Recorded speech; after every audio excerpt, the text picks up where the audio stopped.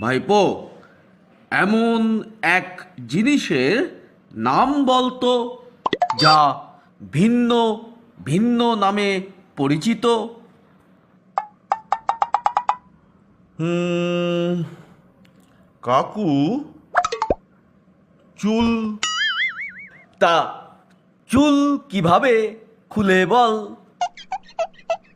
ওই তো, মাথায় থাকলে বলি চুল, চোখের উপরে থাকলে ভ্রু, নাকের নিচে থাকলে গোঁফ, গালে থাকলে দাড়ি বলি, আর বুকে, পেটে এসব জায়গায় থাকলে লোম, এবং পেটের নিচে থাকলে